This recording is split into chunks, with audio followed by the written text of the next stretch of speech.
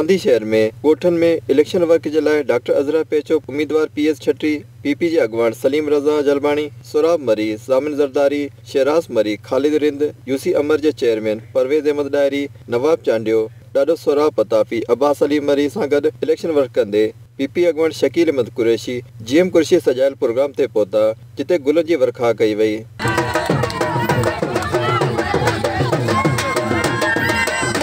उते आयल बांदी जे अवाम के डॉक्टर अज़रा पेचो ऐं ॿियनि खिताब पिण कयो।